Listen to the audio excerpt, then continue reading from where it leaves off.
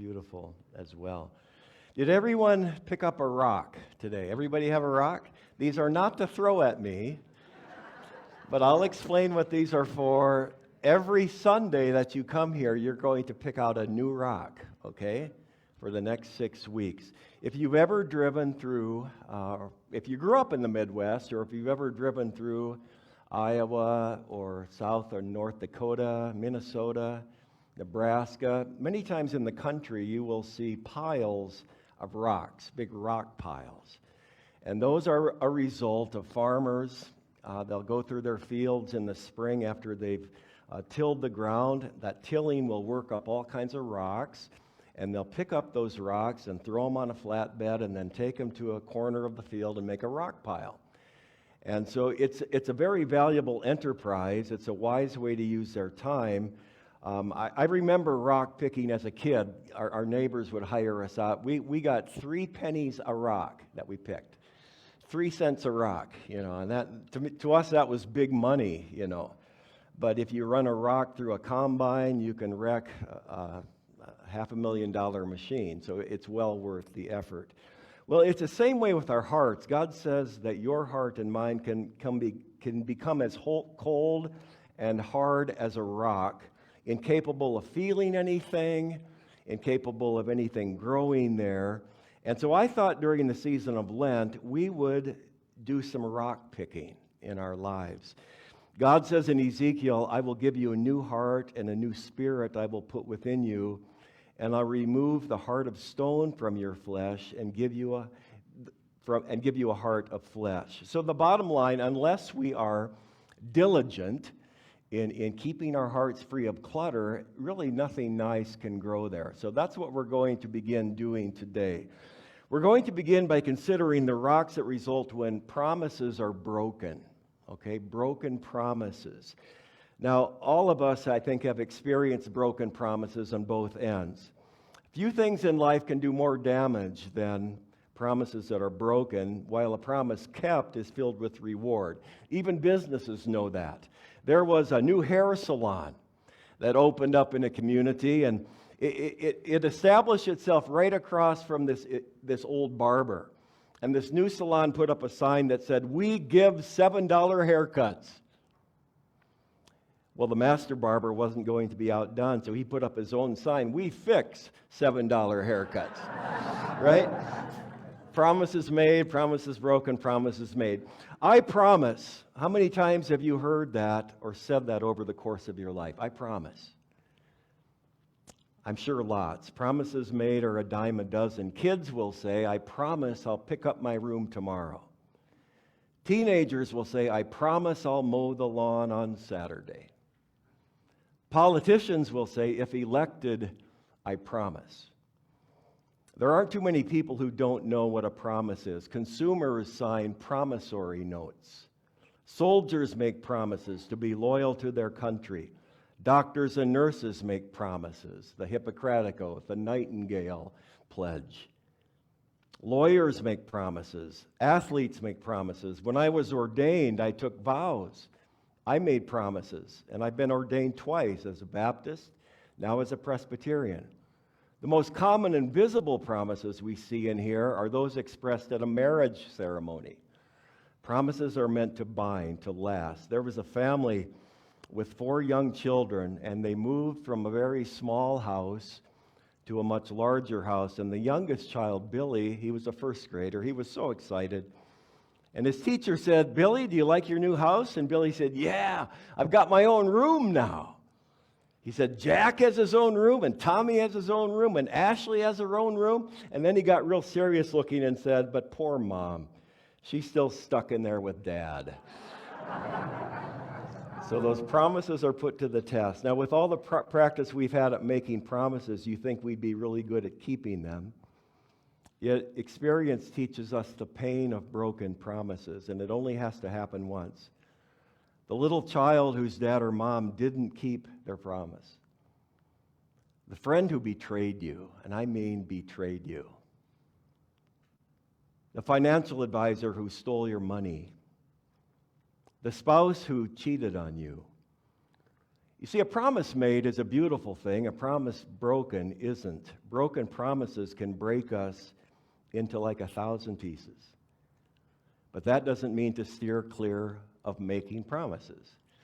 Now let's go to the book of Exodus to read about one of the greatest promises ever made from the only true promise maker. Let's read it. Now therefore, if you obey my voice and keep my covenant, this is God speaking, you shall be my treasured possession out of all the peoples. Indeed, the whole earth is mine, but you shall be for me a priestly kingdom and a holy nation. These are the words that you shall speak to the Israelites. So Moses came, summoned the elders of the people, and set before them all these words that the Lord had commanded him. And the people all answered as one, everything that the Lord has spoken, we will do. Moses reported the words of the people to the Lord. Exodus 19, 5-8.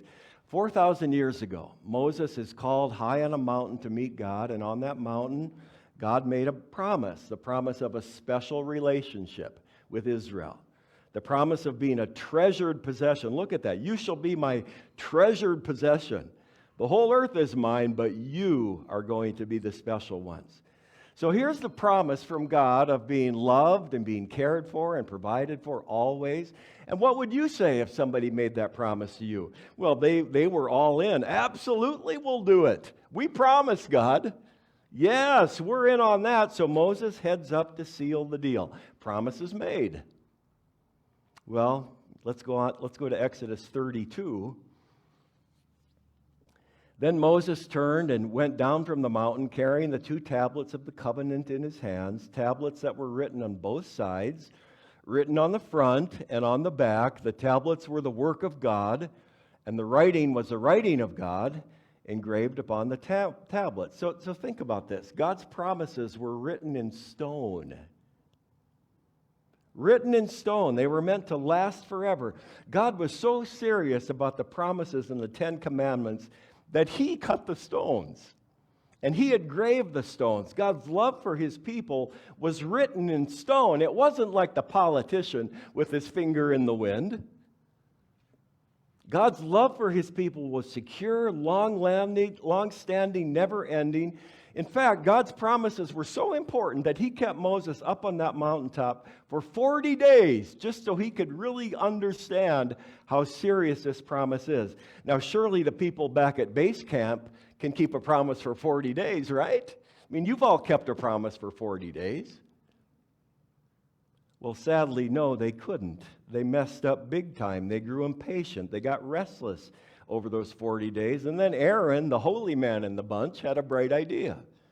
He said, bring me all of your gold jewelry. We'll make a golden calf and worship that. We can see that. We can touch that. We can believe in that. Let's do that. Not even 40 days in. Now let's go to some really sad verses, Exodus 32, 17-20.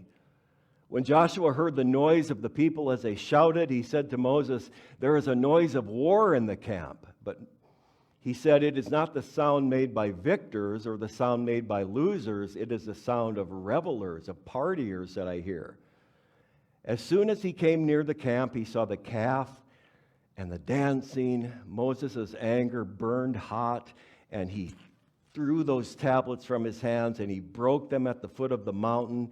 He took the calf that they had made, burned it with fire, ground it to powder, scattered it on the water, and made the Israelites drink it. Now, for some reason, the image of Moses throwing down those tablets of stone is powerful to me. Watching and listening as those promises of God and just were shattered. Now, this may well be the last Sunday you ever see me stand behind this pulpit. Because this coming Sunday, or this coming Thursday morning, Frank Martinson and I are going to climb into an airplane, put on parachutes, go up to 13,000 feet, and jump out of the plane. I may be shattered when it's all said and done. And there are probably less expensive ways to die, but boy, that's going to be a fun one, you know. Which reminds me of a story. There was a very pessimistic man. just pessimistic about everything. Nothing was ever good, and his friends got sick of it. So they said, why don't you try something new, something exciting, bring you out of your bad habits here. So he decided to go skydiving, this pessimistic man. And so he took all of his ground courses, and the big day came, and he was up at 13,000 feet, and his instructor said, okay, listen, jump out of the plane, count to 20, pull the cord. Your parachute will open, you'll float gently down to the earth. He said, just in case that first cord doesn't open a parachute, there's a second one there. Pull that one, and then the safety parachute will open, you'll float down, and there'll be a red pickup truck waiting there to take you to base camp. The pessimistic man said, okay. So he jumps out, counts to 20, pulls that cord, nothing happens. So he counts to 10, pulls the second one, again, nothing happens. So here he is hurtling to the ground like 1,000,000 miles an hour, and he's muttering, great. Now I suppose the red pickup truck won't be there either.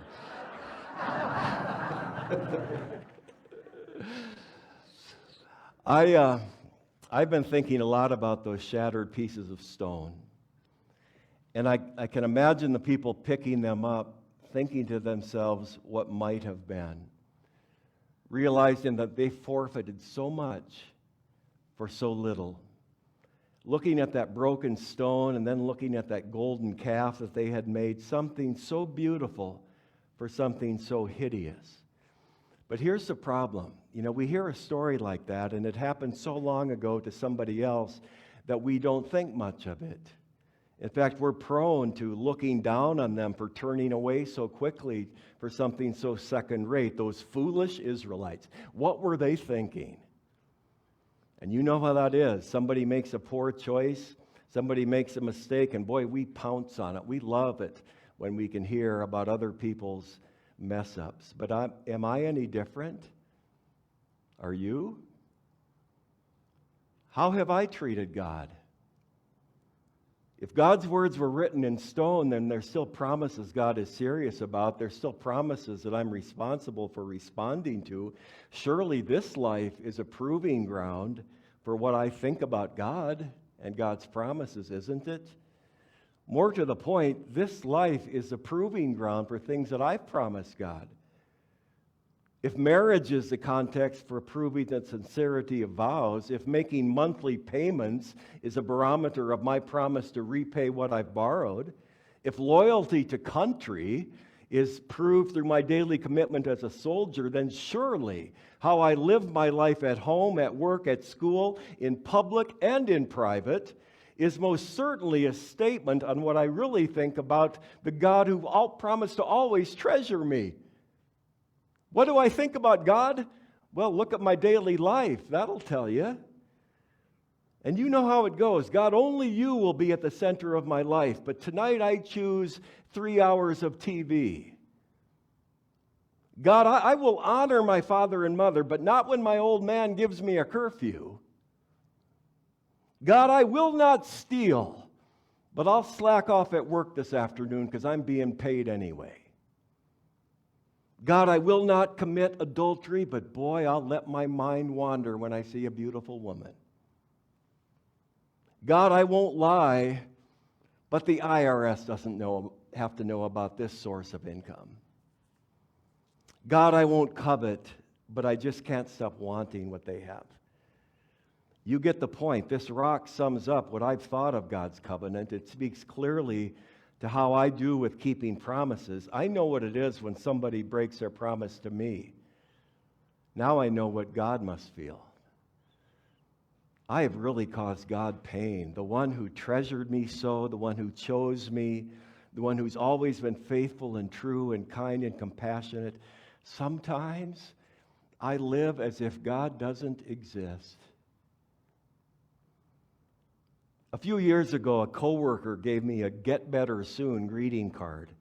I thought that was really sweet, and I said to her, "Thanks for the card, Bonnie, but I haven't been sick." She said, "I know, I just think you could get better." That was the last time I spoke to Bonnie, too. But you know what? I could get better, and there's something else about my stone. I want everybody to look at yours, because this is a reminder of how broken our world is and how shattered daily life often feels from one week to the next. A friend is diagnosed with terminal cancer. A drunk driver causes an accident that takes the life of an entire family. A young child is abused. One country invades another. An innocent person is slandered and lied about and alienated from all her friends. A young man takes his own life. A spouse requires never-ending daily care. It just goes on and on and on and on. And all of us get in on that shattered experience. Your mind is tormented. Your relationships are torn. Your heart is broken. There's so much hurt and so much pain and tragedy and anxiety and stress and loneliness and tears. Peace of mind, it isn't there. Hope, not at all. Joy, rarely, if ever. I'll never forget, I spent years visiting. I planted a small church in Iowa at one time, and I remember getting really close with an elderly woman named Alice Hoekstra.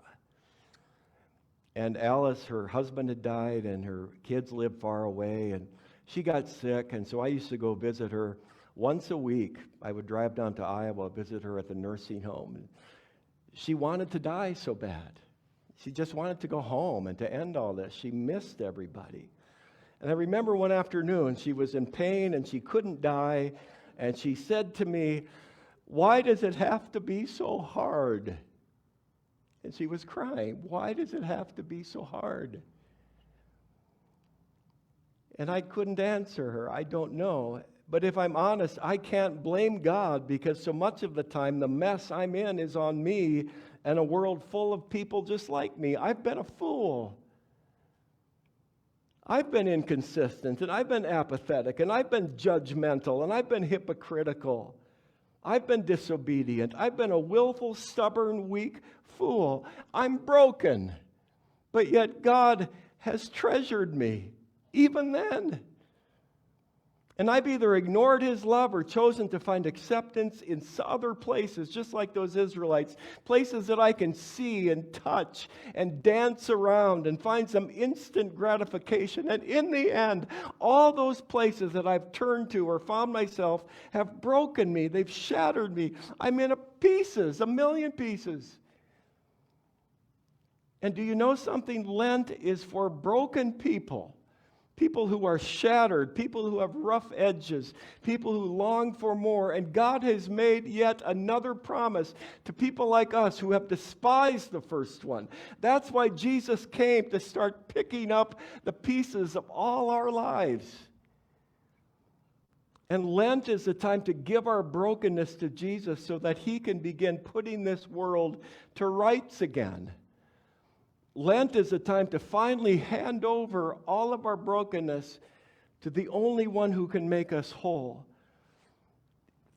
There's a great verse in Corinthians that says, "For all the promises of God are yes in Jesus." All of God's promises are yes in Jesus. God says, "I'll treasure you." Jesus says, yes. God says, "I'll accept you." Jesus says, yes. God says, "I'll forgive you." Jesus says, yes. God said, "I'll never leave you or forsake you." Jesus says, yes. You see, there is a new covenant. There's a new promise waiting. The old covenant was written in stone, but this new one is written in blood, the blood of Jesus. And the greatest brokenness is always overcome by the greatest love.